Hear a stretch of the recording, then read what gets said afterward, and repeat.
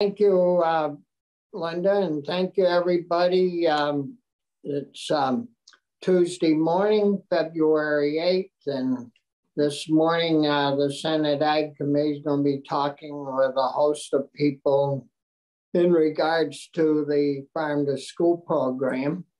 And we have a group of people with us. Betsy, were you going to lead off with this?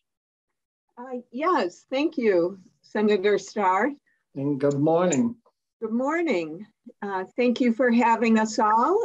My name is Betsy Rosenbluth. I'm the project director of Vermont Feed, which is a partnership of Shelburne Farms and NOFA Vermont. I also coordinate the Vermont Farm to School Network. So this year for Farm to School Awareness Day, we decided to showcase over 100 farms that are providing food to feed youth across the state through early childhood programs and school nutrition programs. So we want to highlight those farms that have been posting a sign. Hopefully you all have seen it. This farm feeds Vermont kids. That's been happening across the state. And we put together just a 2-minute video so that you can see your neighbors and the farmers across the state that are participating. So I think I have share screen here. There we go. And this will just be 2 minutes.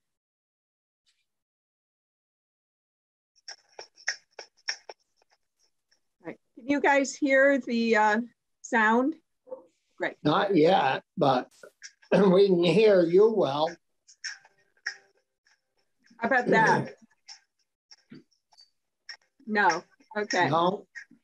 I think I have to do something more with sharing. 1 second. I'm gonna try one more time. Make sure I get sound sharing.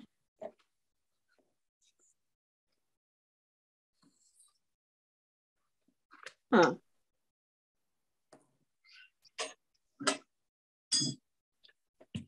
You just don't want to share with us this morning.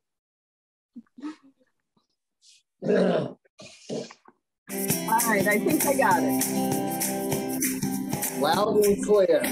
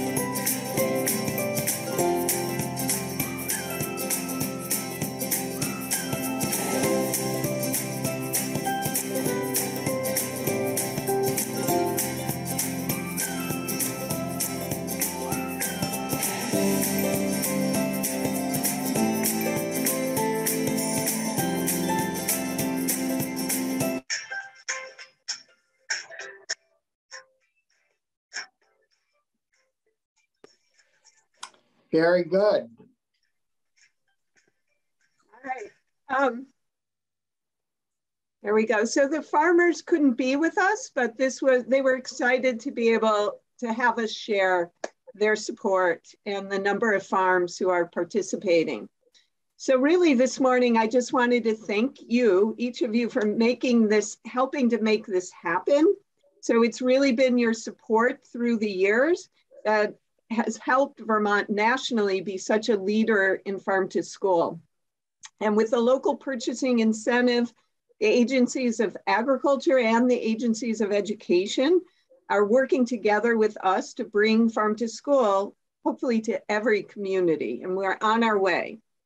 So you're going to hear from the Agency of Agriculture today how we're seeing growing demand for the Farm to School and Early Childhood Grants program. We've had a record number of applicants, and we submitted to you a handout that Linda posted that shows the grant funding over time. So the grant program began in 2007, that's 15 years ago, at $140,000. And with your help, we've expanded the program to support schools with universal meals. We've expanded to early childhood programs and providers. We've expanded our support of local purchasing, but the funding in the grants program really has not kept pace with the demand. In FY21, we were only able to grant about 24% of all the requested funds. So to meet the demand and to make sure that every school has the support to qualify for the local purchasing incentive, and to make sure we get universal meals with fresh local food, we really need to fully fund the grants program. And we need your support, this committee's support, with appropriations to do that. So just to remind you, we are asking this year for full funding of the Farm to School and Early Childhood Grants program at $500,000. It is currently level funded in the governor's budget at $171,000.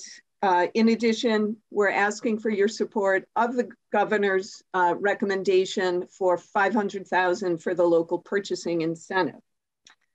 So that's all I wanted to say today, but I'm available to help answer any lingering questions. And again, thank you for having all of us. Yeah, so Betsy, did you say that what's in the governor's budget? So for the Farm to School and Early Childhood Grants program, $171,000. And for the local purchasing incentive, $500,000, which we think is pretty accurate. You'll hear from Connor how close we were this year to reaching exactly that amount. So it's all we have to do is, we don't have to do much heavy lifting there, just keep it in there, right? For local purchasing, keep that in there and support that, and then bump up the grants program. Yeah, and what do you recommend that to be?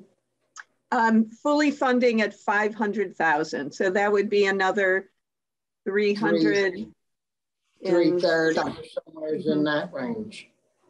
Yeah. Any questions from the committee? No? Well, Chris. Just a quick question. Betsy, thank you. As you know, this is near and dear to my heart. And it's great to see it continuing to succeed. We always talk about this in terms of schools and in terms of kids and feeding kids, but it is also economic development. And we will do our part to nudge our colleagues down the hall in the virtual sense. But I wonder if you all have made this pitch to them. I mean, we're looking at tens of millions of dollars in economic development and business incentives and all of that. And what you're talking about here is foundational to stimulating rural businesses. And so I guess a question, but mostly an encouragement that you reach out to Senator Sorokin, get on his agenda and describe it to them in addition to the way you do to us as the impact it would have on our local rural business. Because it's just, it galls me to think of the tens of millions that we'll send there, and then we will fight for these relatively tiny appropriations, and we will, but just make that clear. Well, and Senator Sirotkin has been a long time supporter, and I think it would be much easier to start there than even down, in approach, because he's constantly sending bills down with, a bunch of things in them and been well vetted, and I think that would be good, and I think he'd be glad to have you in as well. Thank you. We will follow up on that and look forward to speaking with them. So appreciate it. And if he does, schools spend over $15 million every year purchasing food. So, it's a real impact. Yeah, if he doesn't help you, we'll slide that picture over that hangs behind me and haul it through the wall at him. We have a direct line in there.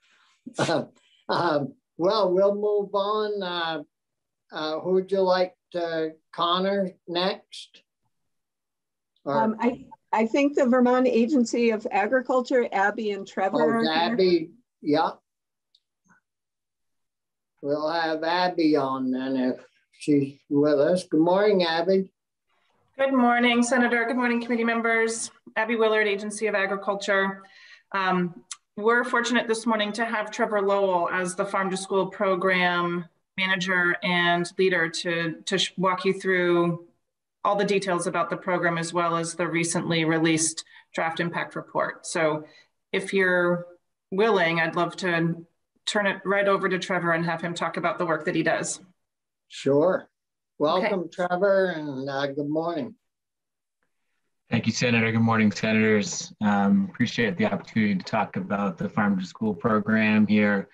I believe Linda posted to the committee information page the draft impact report, so you should have access to that. I'm just going to provide kind of a summary of some of the things that the program has been up to and some of the adaptations that we've undertaken, partly in response to COVID, but just partly also in response to kind of continuous improvement of our program to meet the needs of schools and children and educators across the state. So the Farm to School grant program, as Betsy mentioned, started in 2007. I've been at the helm since July of 2019, just for some context.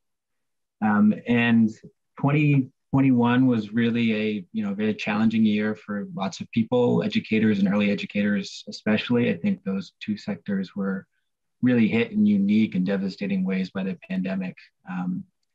So what we did with the program, we kind of looked at what we were offering, the types of support, both financial and technical assistance, and tried to really think critically about how we could improve that type of support to meet the needs that schools and students and children and early educators were facing due to the pandemic.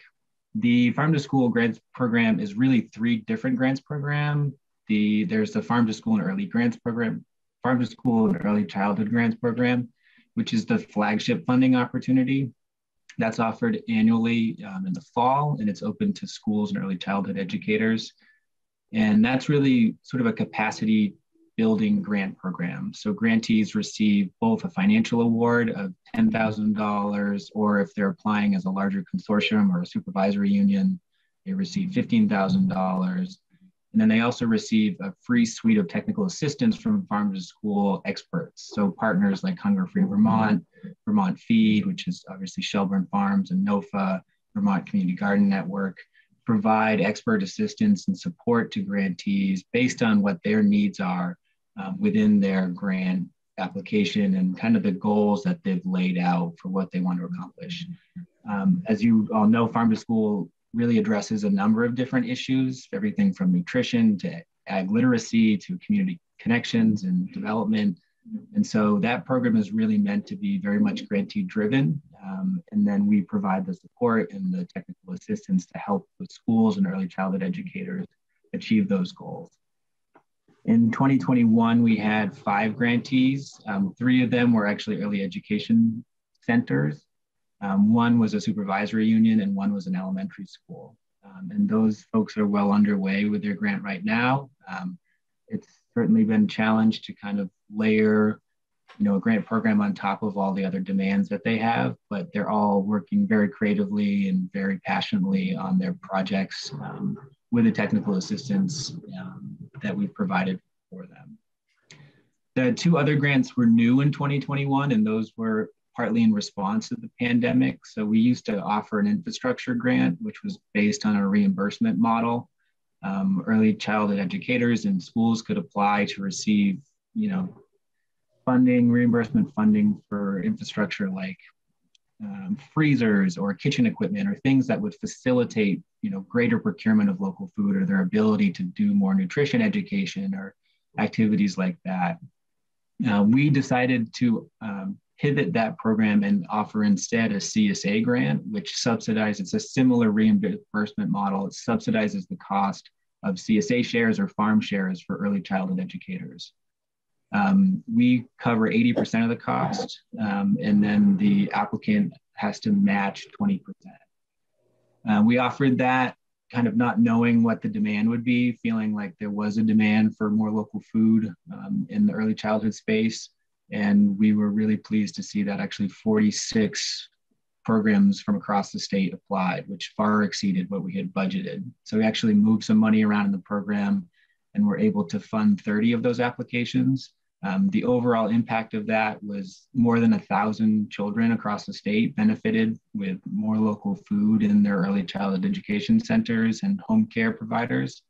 And 23 farms received over $27,000 in revenue directly from that program. So we're going to continue to offer that. Application is actually open currently, and we're seeing high demand for that again this year. The 3rd grant is the Farm to School Vision Grant. The Vision Grant was partly in response to the acknowledgement that schools really didn't have a lot of bandwidth in 2021. And so we wanted to offer something to kind of the broader community. So we created the Farm to School Vision Grant and invited nonprofits to apply as well. Schools and early childhood centers were also eligible. The impetus and the kind of the driving force behind it was to try to find innovative ideas within the farm to school programming space. So there are lots of people across Vermont that are doing really incredible work under the umbrella of Farm to School. And we wanted to kind of find those projects and support them in a way that can be modeled, scaled, or replicated in other communities. So in 2021, we awarded South Euro Land Trust the first Farm to School Vision Grant for a project to integrate anti-racist education into their nature-based and farm to school programming with Folsom Community Educational Center. So they're underway with that grant right now, and a lot of what will come out of that are resources and curriculum that can be shared with other schools and other communities that with a similar project to really uplift the voices of BIPOC, Indigenous people of color across the state, and weave that into the farm to school programming. So we're really excited about the work that's happening there.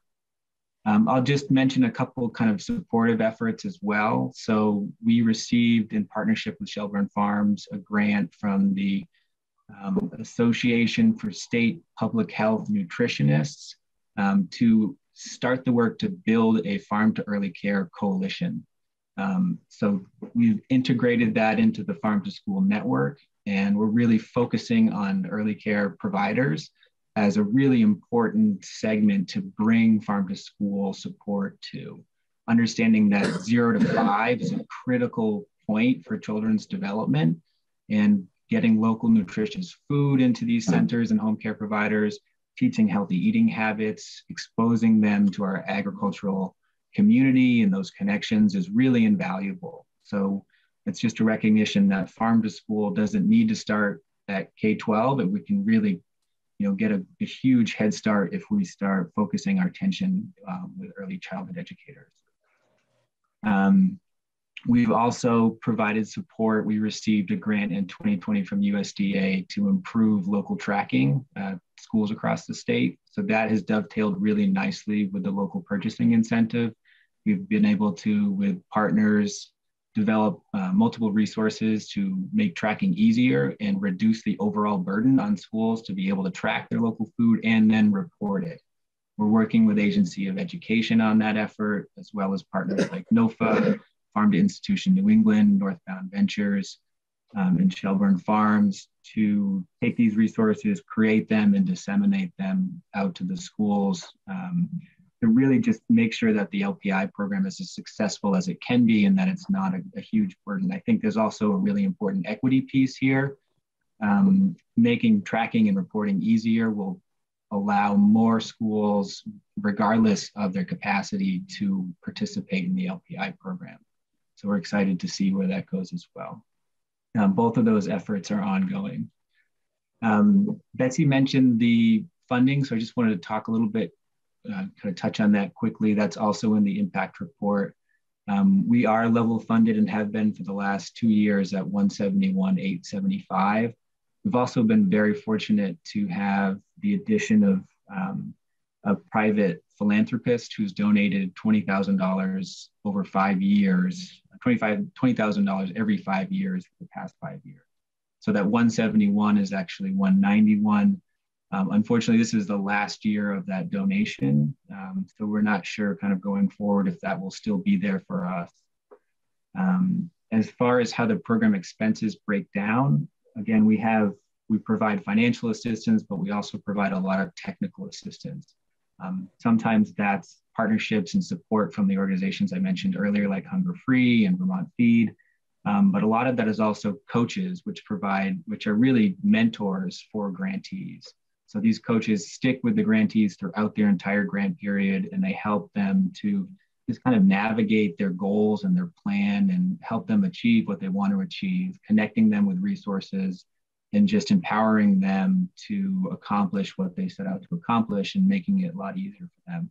We consistently hear every time we survey grantees that the coaches are a huge support for them and one of the best parts of that program. So that's kind of, we end up kind of breaking down on the funding about, probably 65, 70% in actual financial awards, and then the rest in technical assistance. And then just broad strokes, since this program started in 2007, we've awarded grants to over 211 schools and early childhood providers across the state. So those are all distinct entities. Some have received multiple grants to build on their work over the years, but when you tally that up, that's well over 50,000 students have benefited from this program since 2007. So I'm gonna leave it there, but I'm happy to answer any questions or provide any clarification. Yep. Well, thank you, Trevor. Questions from any committee members? I'm wondering, Trevor, we've been at this quite a little while now.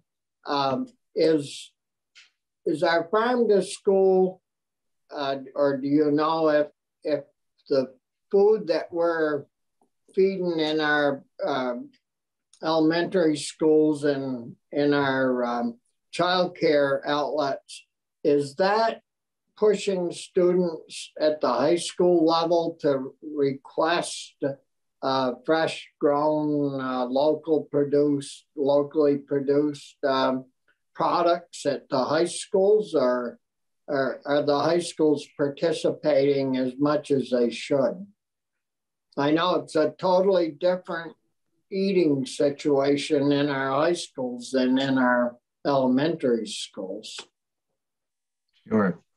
Yeah, it's a great question. What I can say is that, if you look at the kind of farm to school movement over the past 20 years, it really started in K-12. And, a few years, maybe 5 or 6 years after that, you really saw demand at the collegiate level really tick up among students who, went through the K-12 system, were exposed to local food, were exposed to farm to school, got to college and university and said, hey, why can't I eat local food in my college cafeteria or my university cafeteria? That's been well documented, that kind of transition from, putting the effort into K-12 and then seeing the return on investment at the college and university level. And this is one of the reasons we're really excited about pushing into ECEs. Not only does it expose the children, but early childhood providers are so integral to a kind of how a family navigates lots of different resources. They're often the kind of first point of contact for connecting families with resources. They do a lot in the food access and nutrition insecurity space. So to the extent that we can support ECEs with this, we feel like that will pay dividends, you know, as children and families grow and move into K-12 and then on to college as well. I think there's really strong evidence to suggest that, you know, building that continuum of support is really the best way to kind of build demand for local food, but also reach a lot of these nutrition and health goals and these community development goals as well. Yeah, thank you. I think that's great. And of course, the whole idea behind this is to grow a healthier society. And if you start with the children and work it up through, and pretty soon, real soon, they get to be adults and they continue to eat that way, they're certainly gonna be much healthier. So any other questions for Trevor from the committee? If not, thank you very much, Trevor, for all you do. Of course, thank you. Yeah, and Abby, did you have anything else that you wanted to add from Ag, or is? I think she hopped off, actually. Yeah. And Betsy, is she still on? Who would you like to go next, Betsy? Yep, we have Connor Floyd here with the Agency of Education. Yep. Hi there, Connor Floyd, Grant Programs Manager with Child Nutrition Programs at the Agency of Education. Nice to meet you all. I'll try to run through this pretty quickly, just with an eye on the time. I want to apologize for not having a report in front of you. I'm going to throw kind of a lot of numbers your way, and the staff at the agency that are responsible for formatting those reports are also responsible for COVID communications. So they've just kind of been flat out for a while now. So we just closed the first round of the local foods incentive. And what we saw is that we had 23 of the 51 eligible supervisory unions apply for grant funding. All of the SUs that applied did receive grant funding. And as the grant program is structured, they applied for this baseline year grant, which had really 4 requirements. There was a local purchasing plan that they needed to develop. They needed to identify a food coordinator. They needed to identify which tracking method that they were going to use in subsequent year grants. And we provided 2 predetermined options for them, with the third option of going their own way. And all of the SUs chose either of the 2 predetermined options that we provided. And then lastly, all SFAs, regardless of whether or not they're applying, had to report their estimated local purchasing. And I think what's important here is 2 things. One, it's an estimate. We're not checking that at all. And it's also based on their own definition of local, which, could vary greatly across the state. So with those 23 SUs that applied, there was a total grant funding request of $489,838.20, which is 15 cents per lunch. So we were able to fund all of those grant applications fully. If every eligible SU had applied, the funding request would have been $907,833.75. So the amount of schools out there, the amount of lunches out there far exceeds the current funding, but it has shaken out to seem to kind of fit within what was allocated there. For that local foods estimate, the median response was 10% local purchasing. As I said, there's a lot of caveats there in terms of how sure people are of their responses. There's a just spectrum of what they classify as local and also how closely they're tracking that. But it does give kind of a rough idea of where the landscape may currently be in terms of local purchasing. Let's see here. I just want to check.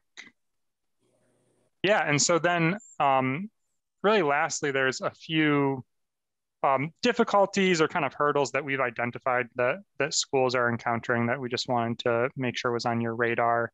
The first thing is that this is a pretty complex grant program, right? So to begin with, there's essentially two grants within this one grant program. There's this baseline year grant, which schools applied to this year.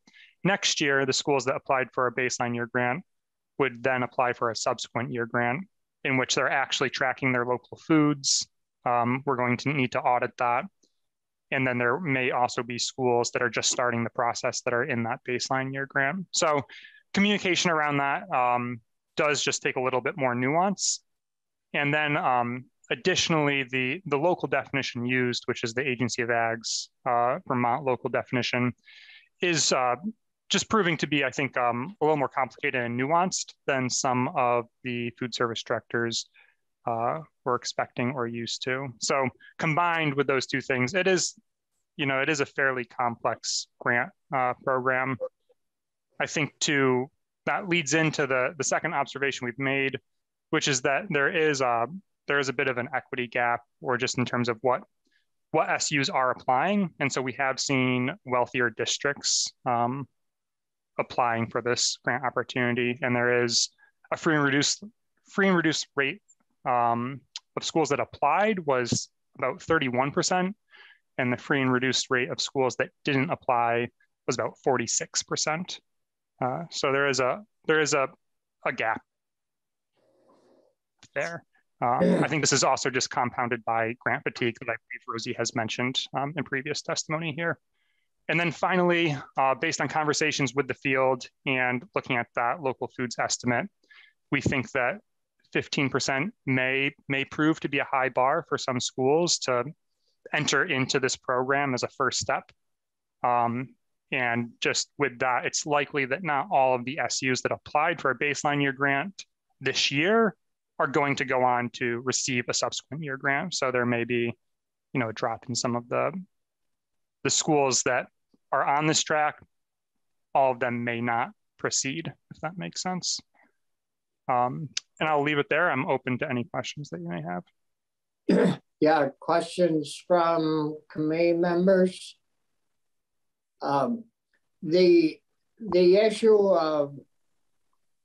of equity, I'm wondering, I know it would probably mess everything up, but could you have two different price payment range arrangements where a school district with a lot of free and reduced meals would get a little higher premium payment than I mean, you guys that work with this, you folks every day, maybe do you have some suggestions on how to fix some of those 3 or 4 little issues?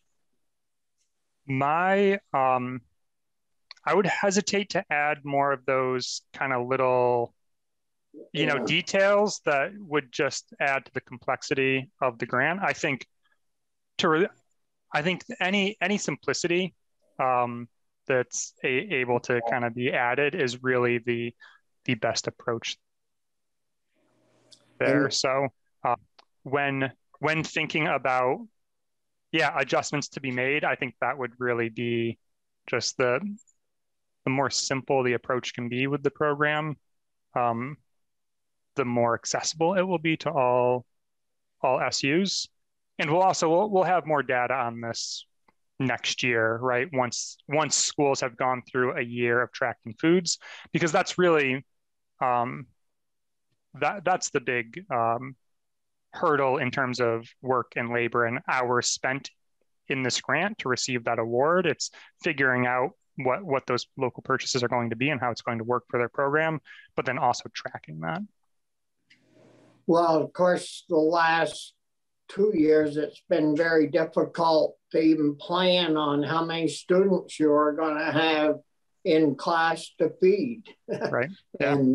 And I think if we ever get back to normal, we'd get it would stay hopefully pretty stable and steady. And same thing for the farmers. I mean, they don't know if they should put in 2 acres of a certain veggie or a half an acre, not knowing whether the schools are going to buy the product.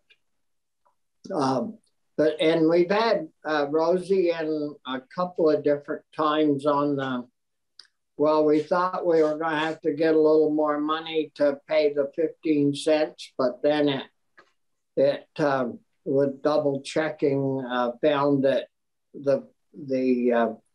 you folks had enough money with the 15 cents to cover the bill.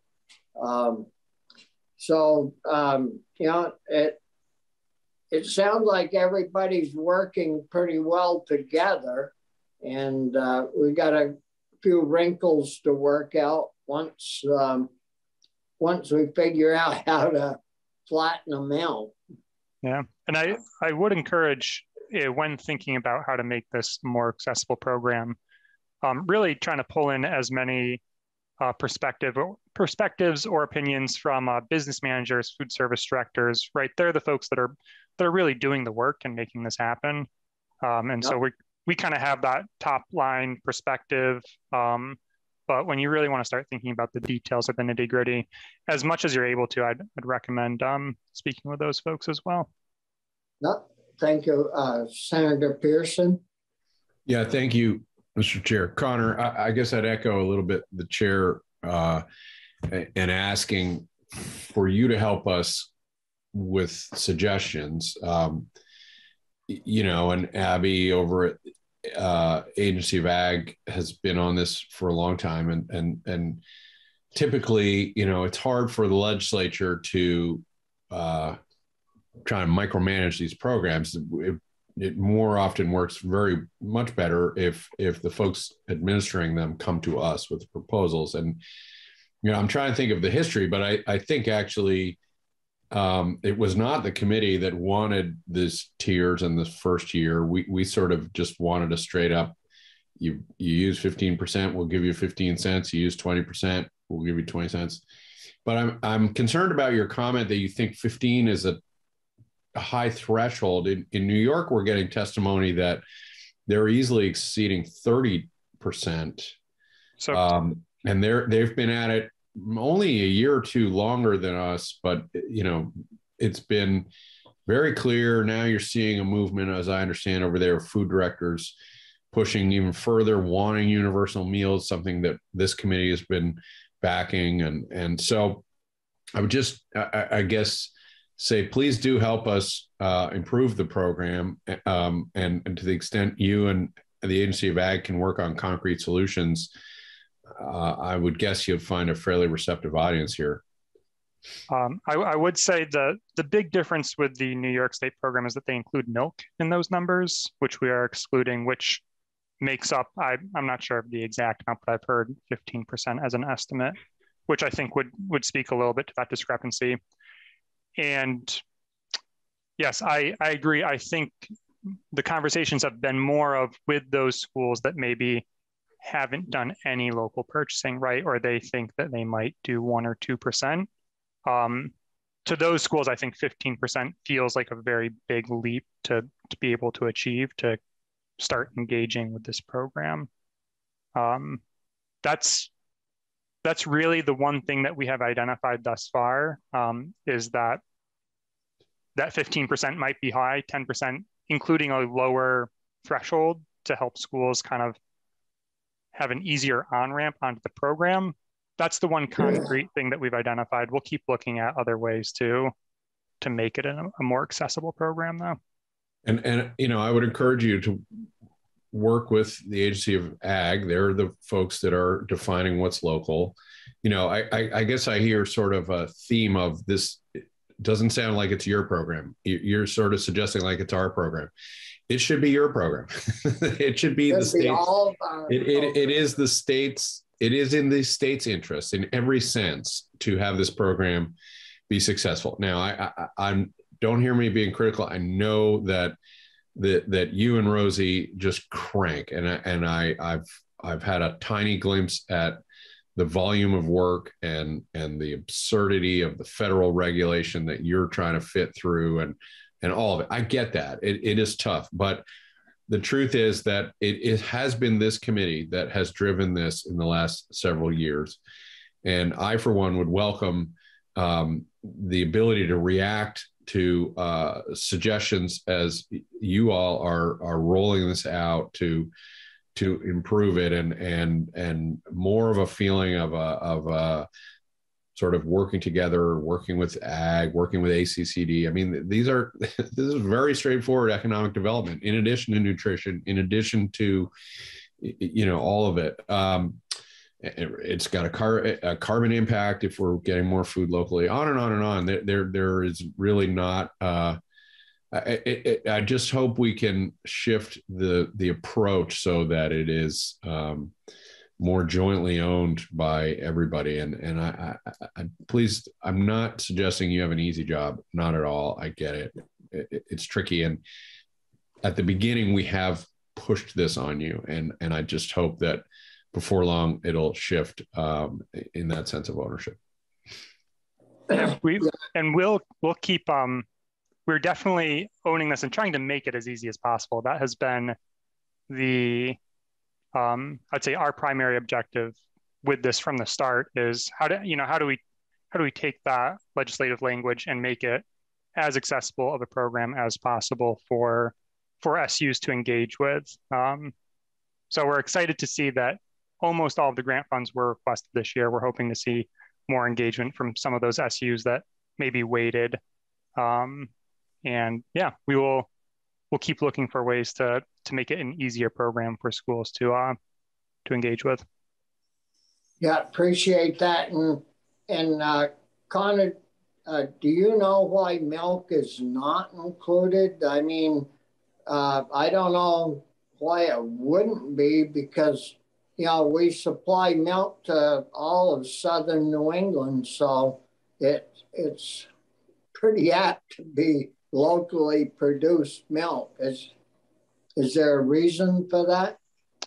I was not on the team when the bill language was being written. I believe Betsy or Helen there was a reason, and they may have a better recollection of exactly why. I just wouldn't want to give up a half correct answer to that. Yeah, well, we'll check that out with them. Thanks a lot, Connor, for your showing up this morning and being with us and your work that you're doing. But certainly we all have to work together to make this go and to make it better and stronger. And so thanks again. Thanks for having me. Helen, do you know why we don't include milk? Yeah, I'm happy to speak to that briefly, Senator. Well, first of all, thank you all for inviting us in. And for the record, my name is Helen Rortvedt. I'm the Farm to School Program Director at NOFA Vermont, which is part of the Vermont Feed Partnership with Shelburne Farms. Pardon me. And regarding your question about milk, this has been a topic of much discussion over the years, but the short version is essentially that this program was designed to incentivize additional local purchasing, and schools already are required to purchase milk for every meal that they serve. And their fluid milk purchases tend to already equate to between 12 and 15% of their food budget already. So if we were to include milk in this program, we wouldn't be incentivizing them to purchase additional products above and beyond what they're already required to purchase. So that's the short version of the story. If we had a couple more hours together, we could get into more of the details. But and I just wanted to, if I may, I just wanted to highlight a couple of more points. And I want to thank the Agency of Education and Connor in particular for working really hard to stand up this program very, very quickly on a very short timeline, and in the midst of a very difficult school year. So, in order to really evaluate the impact of this program, I think we're just going to need to settle in and have a little bit more time under our belts. We were really thrilled to see that almost half of the school food authorities in the state this year already applied for their pilot year, which is really exciting and a real demonstration of their commitment as well. But also recognize that there is a lot on everyone's plate this year, and school nutrition staff and business managers in particular are really, really juggling a lot this year. And we had the privilege of reaching out to all 51 SFAs during the period where the grant was open this fall. And we had some great conversations with folks who were really weighing their options and thinking strategically about how to use this program. And there's a number of SFAs that are planning to wait and apply for their pilot year next year because they're hoping they'll have more capacity. And there's sort of this funny timeline that, when schools are applying for their pilot year grant, it is also the same school year that they need to be tracking their local purchasing so that they'll be eligible for the subsequent year. So it's just a little quirk of the timing, which I think will work itself out over time. But schools are looking at that, they're thinking strategically, and they're saying, you know what, we'll have a better chance of documenting and getting to 15% if we start at the beginning of next school year. So there's a number of schools that I think we can anticipate applying next year and then being able to continue and be eligible moving forward.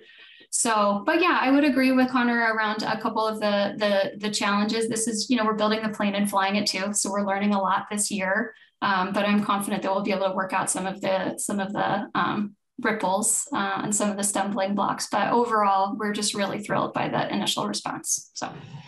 Yep. Questions from committee members?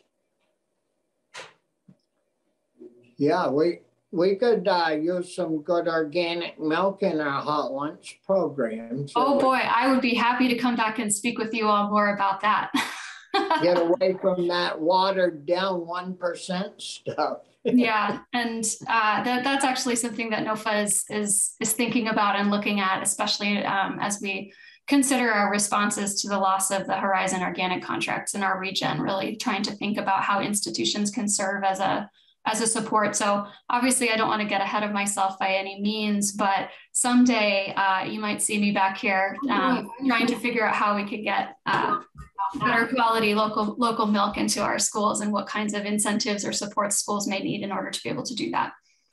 Well, I think you'd have a very interested audience if you come up with some little plan that we could start off with.